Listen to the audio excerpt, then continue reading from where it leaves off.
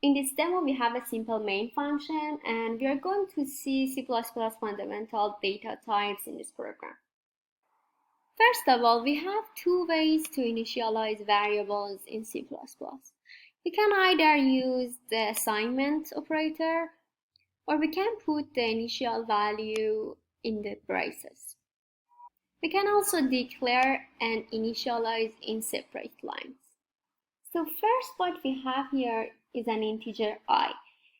Integer can store integer numbers. It cannot store decimal values or anything with a fractional part. So let's see what happens when we try to put a floating point number in an integer.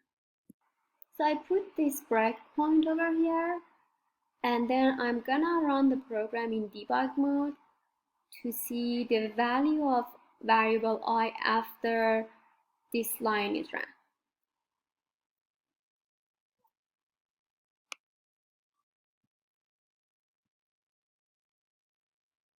If we check the value of variable I here, we can see its value is 3. So it truncated the value and removed the fractional part. Though some of the compilers may give us warnings to let us know that we are doing something potentially problematic, we don't get any error messages. So we need to be very careful about it. And then integers can also hold negative values.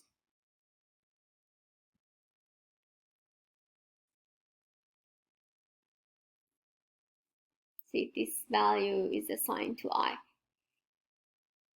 But if we define an unsigned type that we initialize at first with 0 and then we try to assign a negative value, it will put some enormous number in it. Let's see what happens here. So in practice, we use signed integer unless we need to count a very large population, for example. So double is a floating point number which is stored as a binary decimal. It cannot represent all decimal fractions exactly, just like we cannot represent 1/3 as a decimal number. So here we define this variable here, and let's see its value at these 2 points. This statement is assigning a double value with an integer number. So the value of I is -1, so then it puts -1 indeed. Some of the debuggers may show this as -1.0. But anyway, you should know that the compiler implicitly converts this number to double and store it as a double data type. And let's see how it represents 1/3. Double data type has 17 digits to represent a floating point number. But it cannot represent 1/3, in which this tree is repeating on and on forever. Double data type uses twice decimal point as float data type.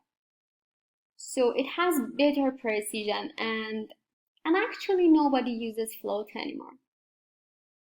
Another data type that we commonly use is Boolean. You can initialize it with true or false keywords and change it with either true false values or a number.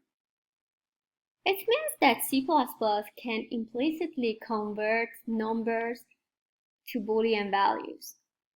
In this conversion, 0 is translated to false and any other number is translated to true.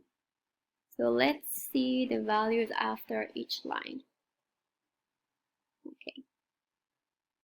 Here at first, it will be initialized with true, and then we change it to false. So let's see what happens with this statement. It's again false. And then when we assign 23, it changes to true. And the same thing happened for -34.